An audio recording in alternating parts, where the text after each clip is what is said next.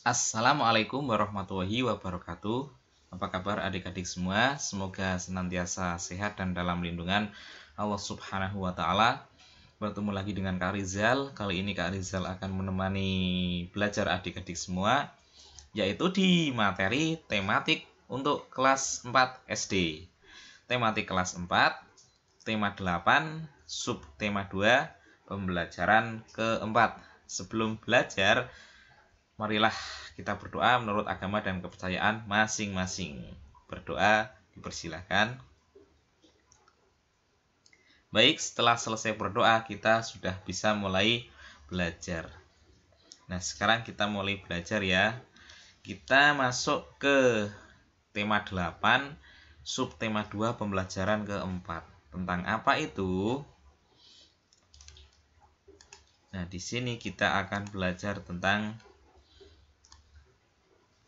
Tangerang dijuluki kota 1000 industri karena merupakan pusat industri di Pulau Jawa.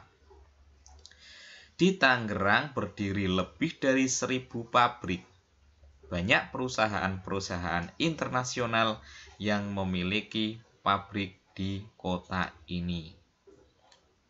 Nah, ini salah satu keunikan dari kota Tangerang. Nah, sekarang carilah keunikan-keunikan daerah lain di Indonesia. Kalian dapat mencarinya di buku majalah, surat kabar, atau media online.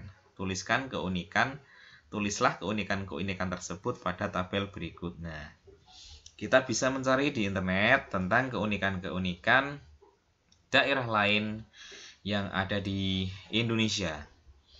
Bebas ya, misalnya ada yang hampir mirip dengan Tangerang ya. Kalau Tangerang itu kota 1000 industri. Nah, contoh lain coba Karawang. Karawang, kota 1000 pabrik misalnya ya. Terus mana lagi ya? Misalnya di Nusa Tenggara Barat misal ya. Mataram atau Bima, kota 1000 masjid misalnya seperti itu. Dan kota-kota yang lain. Banyaklah pokoknya, insya Allah kalau kita mau cari di internet itu pasti akan banyak. Atau kalau tidak ya nanti Kak Rizal usahakan untuk membuat video tentang keunikan-keunikan kota yang ada di Indonesia. Oke, dilanjutkan saja ya adik-adik ya. Ini insya Allah nggak susah untuk mencarinya karena sumbernya sangat banyak sekali.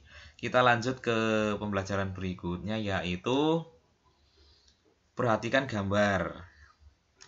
Perhatikan gambar di bawah ini, kemudian kita baca teks ini ya. Siswa di sebuah sekolah tentu beragam. Ada siswa yang suka berolahraga, ada siswa yang suka menari, ada siswa yang suka sains, ada siswa yang suka menggambar, ada anak yang suka membaca, dan masih banyak lagi. Setiap siswa juga mempunyai karakter yang berbeda. Ada anak yang pemalu, ada anak yang pendiam, ada anak yang berani, dan masih banyak lagi. Keragaman siswa pada suatu sekolah hendaknya disikapi secara positif atau secara baik. Sekarang kita berlatih ya. Di sini ada pertanyaan. Pertanyaan ini akan kita coba jawab bersama. Namun jawaban bisa dikembangkan oleh adik-adik masing-masing ya. Bisa dikembangkan sendiri jawabannya. Tentunya dengan memberikan jawaban yang positif. Tapi di sini Kak Rizal akan membantu juga untuk menuntun menjawabnya ya. Ayo kita baca. Agar lebih memahami manfaat keragaman di lingkungan sekitar kalian, jawablah pertanyaan-pertanyaan berikut. 1. Apa manfaat dari keragaman karakteristik di sekolah bagi diri kalian?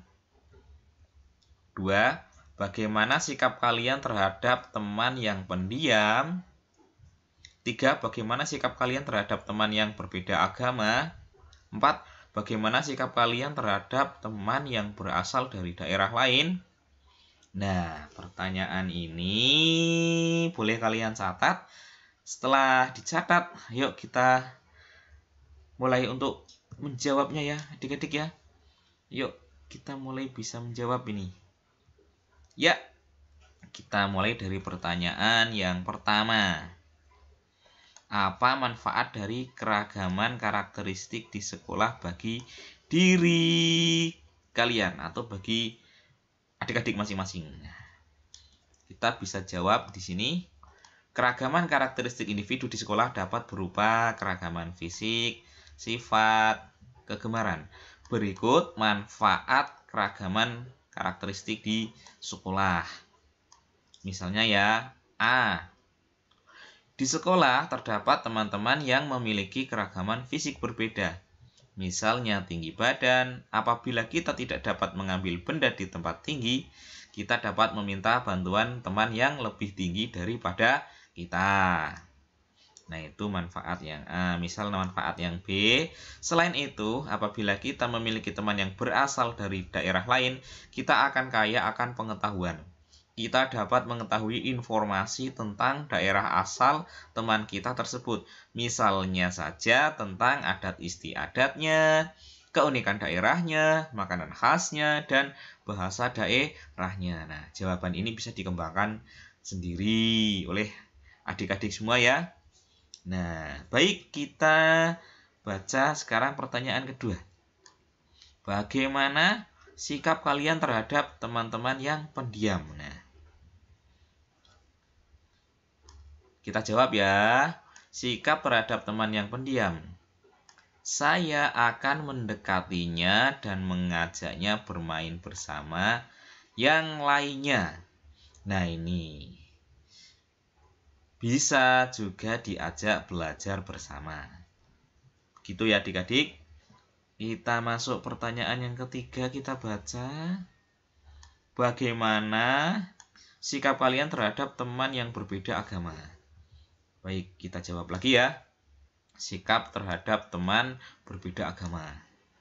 Saya akan menghargai dan menghormati teman saya tersebut. Misalnya dengan cara mempersilahkan beribadah sesuai ajaran agamanya. Nah, seperti itu ya.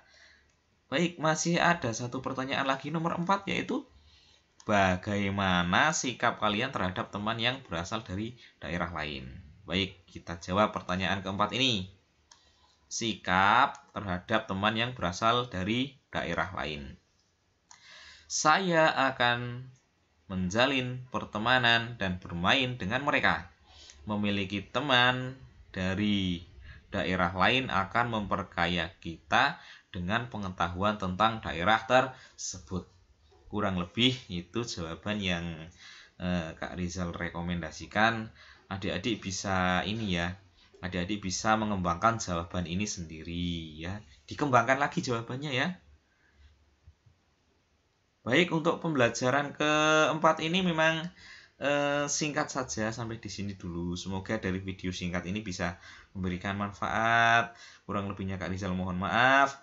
Jangan lupa kalau video ini bisa bermanfaat ya boleh di-share. Share berarti membagikan manfaat kepada orang lain juga. Kurang lebihnya mohon maaf. Wassalamualaikum warahmatullahi wabarakatuh.